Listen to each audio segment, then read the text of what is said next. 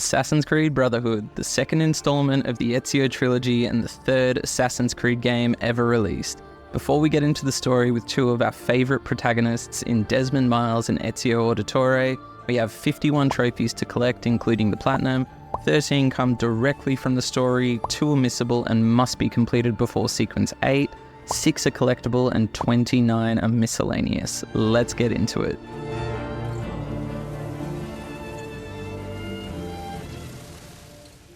We start the game with a cutscene showing a bit of conflict between Ezio and Cesare Borgia, the game's main antagonist. For simply watching this cutscene, we get the Technical Difficulties trophy. To start the actual story, we return to Monteriggioni with our Uncle Mario after leaving the vault with the Apple of Eden, right where Assassin's Creed 2 concluded, inside the Animus. We complete some bits and pieces around the villa, and Ezio sums up what happened for the rest of his family and friends. Amazing. I cannot imagine such wonders. The following day, the villa is besieged by Cesare and the Papal army. They kill Uncle Mario, leave Monteriggioni in pieces, and take the apple.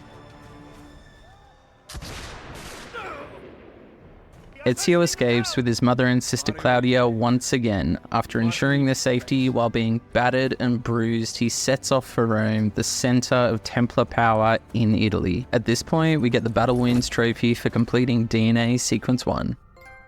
Meanwhile, in the modern-day setting, we, as Desmond Miles, accompanied by colleagues Lucy, Rebecca, and Sean, escape from the Templars that attacked us at the end of Assassin's Creed 2 and set up a new base in the ruins of Monteriggioni. We restore electricity in the tunnels under the villa, boot up the Animus 2.0 to continue reliving genetic memories of our ancestor Ezio, with the mission of finding the Apple of Eden in order to prevent an impending disaster perpetrated by the Templars of the modern day. We also pick up our next story-related trophy called Sanctuary for finding a secure place to hide and re-enter the Animus. Upon arriving in Rome as Ezio, we discover that the Assassin Order has lost much of its manpower and strength, so Ezio sets out to not only rebuild and lead the Brotherhood, but avenge the death of a fan-favourite character in his Uncle Mario. While completing missions for DNA Sequence 2 around Rome, we pick up the Deja Vu trophy for replaying any memory. We also get our first shrine of the game done, for which we get the Golden Boy trophy.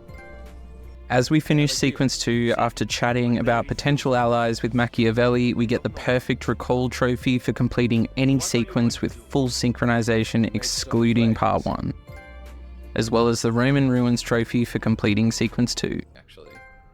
At this point, I wanted to head back to the modern day as Desmond Miles to pick up the 2 missable trophies in the game. The first being Mail a Demon, which we get for simply checking our emails. The second being Dust to Dust for finding an artifact in the modern day setting. We also have a bit of banter with the crew while we're here. Hey, what's the matter you out there? That's racist. You're racist. Really? This is what you guys are doing? Oh no, God forbid I take a break.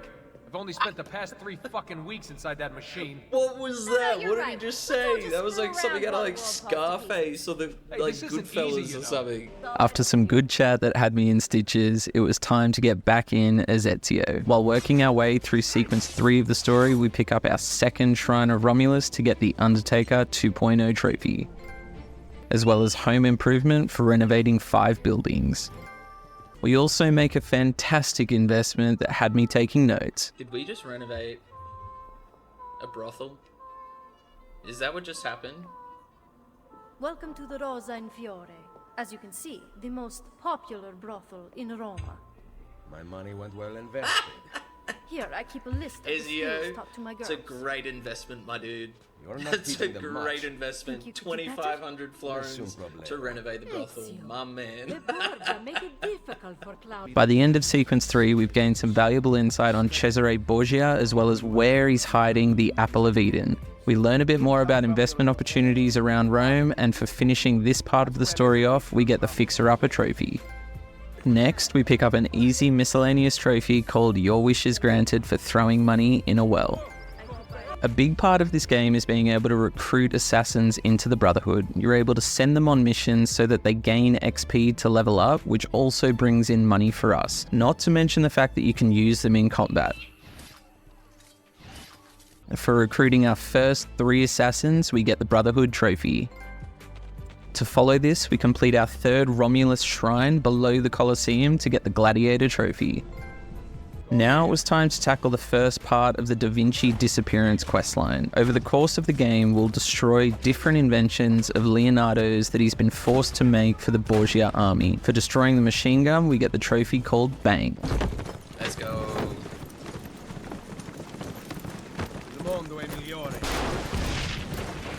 Nice. I don't know why I had to take it like that far though, you know?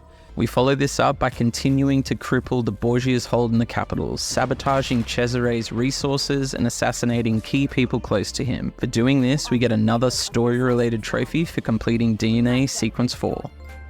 As we further restore Rome to its former glory and further infuriate Cesare, we get the trophy Fundraiser for completing DNA Sequence 5.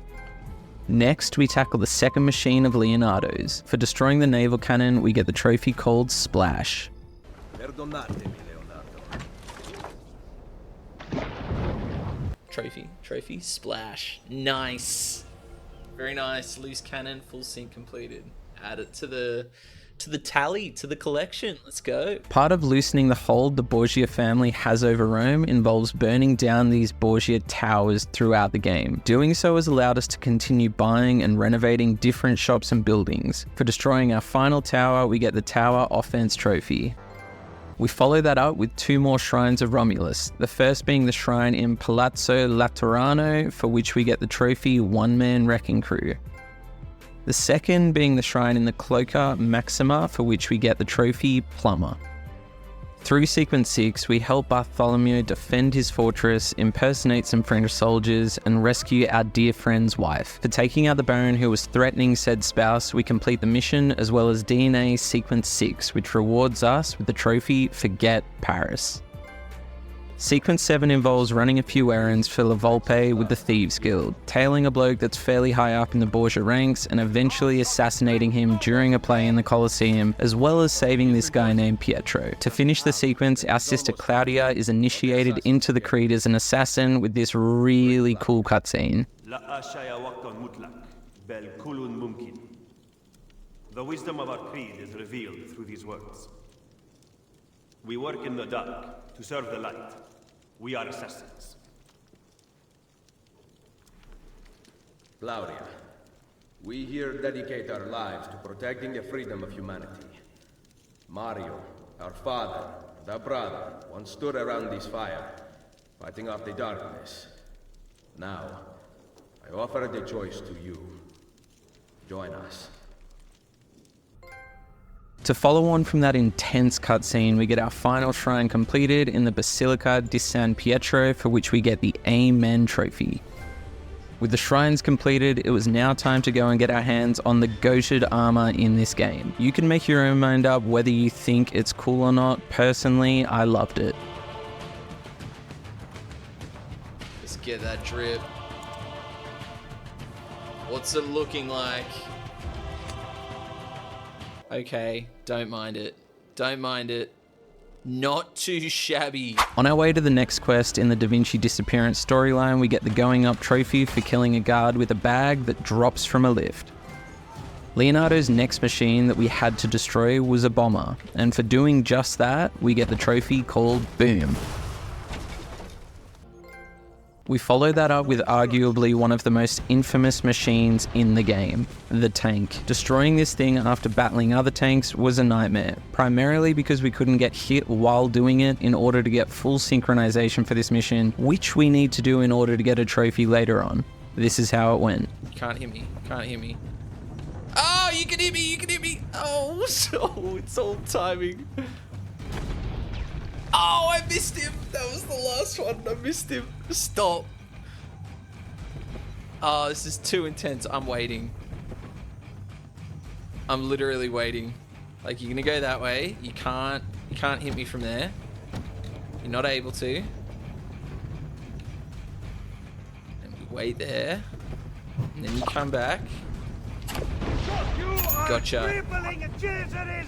And that's it. Just the 2, right? Oh fuck, there's a 3rd.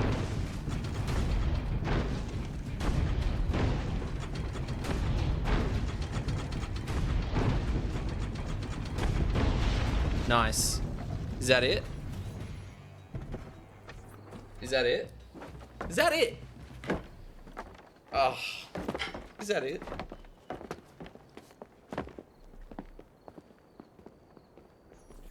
Guys, who didn't get it on the first go? Raise of hands. Oh, well, not me actually. I did, but nah, I can't be a dick. I wouldn't have been able to do that first go if it wasn't for you guys. Fighting two of them at the same time, that would have been tough. That was clutch, that advice. No, finishing that without any advice, I would have lost it. I would have actually lost it. I wouldn't have known what to do. Thankfully, we got across the line, leaving one final part of the Da Vinci Disappearance questline for rescuing Leonardo, exploring the catacombs, and learning more about the Isu civilization that used the Apple of Eden as a way of controlling the populace in the distant past. We earned the trophy called GPS. Next, we went after a bunch of different miscellaneous trophies and got started on some of the collectible components of the game. We begin by training a recruit up to the rank of assassin, which was done ongoingly through missions we sent him on and combat we used him in. For training him up, we get the Welcome to the Brotherhood trophy. We are assassins. Next, we get our hands on Show Off for completing 10 guild challenges. High Roller for winning 10,000 florins playing Hazard. Strong Arm for throwing a long weapon, heavy weapon, and a smoke bomb more than 10 meters at a guard. Easy Come, Easy Go for paying 500 florins to an orator and then pickpocketing him straight afterwards. The Gloves Come Off for winning the highest bet at the fights. And Airstrike for killing 10 guards with a single arrow storm. Satisfying stuff this was. The first collectible component I tackled was In Memoriam for collecting all the feathers. There were only 10 in this game and we were able to see them after purchasing a map to show their location. This was a massive relief after needing to find 100 in Assassin's Creed 2 with no map whatsoever. Although I might have spoken too soon, as the ultimate grind in this game was to remove all the Borgia flags scattered around Rome, of which there were 100. Thankfully there was a map for these, but that doesn't mean they were easy to get, as you can probably tell. For getting this last one at the tippity top of the tallest building in the game, we get the trophy called Capture the Flag. Up you get, 101, let's go. Look at that view as well. Capture the flag, nice. Oh, that took so long. After getting the final flag, it only made sense to jump off the top of this building called the Castel Sant'Angelo with the parachute, which is literally exactly what you need to do in order to get the next trophy called Fly Like an Eagle. With a bunch of miscellaneous trophies and a few grindier collectibles now out of the way, it was time to finish off the story before our final cleanup for the platinum. So we sneak our way into the Castel Sant'Angelo and bear witness to Cesare taking out his own father in Rodrigo with a poisoned apple. Rodrigo was the primary villain of Assassin's Creed 2 and was going to do the same thing to Cesare, since he's kind of starting to fear the strength of the assassins and Cesare's been going off like a bull in a china shop. In my opinion, Ubisoft could have done more with Rodrigo in this game because he was scary as hell in the last one. Anyway, we take off looking for the Apple of Eden after Cesare's sister points us in the right direction. We find the apple in the center of this courtyard, grab it, and then run for our lives. Alright, we're away. All I've got to do is get to a high point. Climb, Ezio, climb. Oh, get out of the way! Oh, he's completely fucked me. Go. Jump! What are you doing? Oh, if I get hit with a rock or something. Oh my gosh, that was so close.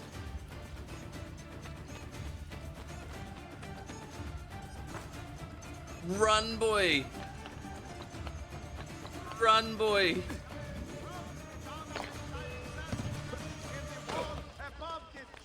Come on.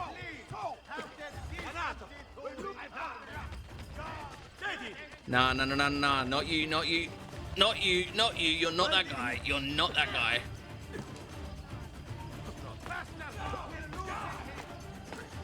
Go, dip. This is crazy. Oh, why did I drop down? No. Go, just keep running, keep running, keep running. Does it count being in the water? They can't swim. Go, go, go. I'm out. I'm out. Become anonymous, but they can't get in the water. Am I good? I think I'm good. Let's go! The Apple of Eden. Let's go! Now that we're able to use the apple as a weapon, we can see the immense power it's capable of. After taking out a bunch of enemies in a couple of different locations, Cesare is dragged away. We have a nice little sit down with our good friend Leonardo. DNA sequence 8 ends and we're awarded with another story-related trophy. Sequence 9 is solely about chasing Cesare, and it starts right where Sequence 1 did. A large battle that eventually leads to a showdown with our nemesis. After taking him out once and for all, going through some dialogue with the man-child, we watch Ezio return the apple to its resting place, hidden below the Colosseum. This signals the end of Sequence 9, for which we get the trophy Requiescat in Pace, as well as Il Principe for fully synchronizing every mission in the game, as well as the Da Vinci Disappearance questline.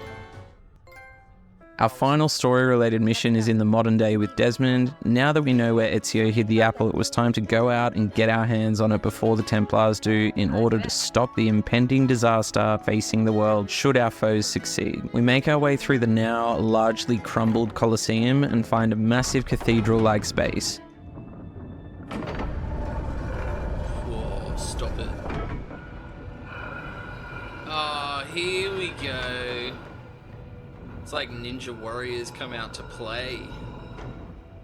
Oh, I'm excited now. We use our parkour skills to make our way through this incredible space, eventually finding ourselves in another mind-blowing room, requiring some serious skills to reach the pedestal and the final cutscene where the craziest twist of the game takes place. I was like, thank you, appreciate that. I don't know what that hand was doing there, but we'll just... You sure you asked it the right thing? Okay, plot twist. I gotta listen. I gotta listen. That's a Can't keep Phrygian talking. cap. I've gotta listen. It stands for freedom, and that's a Masonic eye.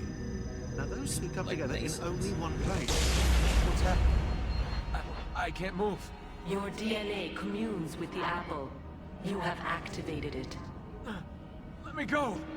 On the 72nd day before the moment of awakening, you, birthed from our loins and the loins of our enemies, the end and the beginning, who we abhor and honor. The final journey commences. There is one who would accompany you through the gate. She lies not within our sight. The cross darkens the horizon. What are you doing? The path must be opened. You cannot escape your part in this. The scales shall be balanced. It is done. The way lies all before you. Only she remains to be found. I'm almost shitting Awaiting the teeth. 6th. Like, genuinely. Go. Holy shit. Alone. I have no idea why that happened. Chat was telling me one thing, but I was low-key blocking my ears. There's still one more part to the Ezio Trilogy in Assassin's Creed Revelations, and I'm sure I'll find out why Desmond was forced into that game-changing play when I finish that game soon. For watching the credits, we get our final story-related trophy in a knife to the heart for securing the Apple of Eden.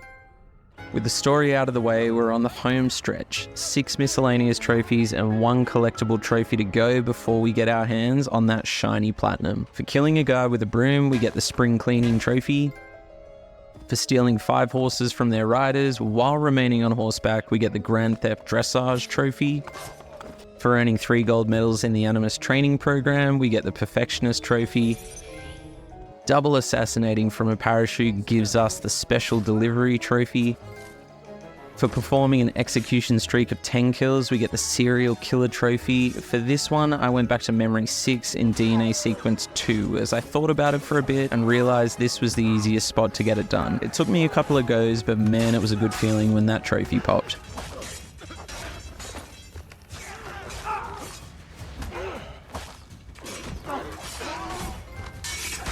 Here we go.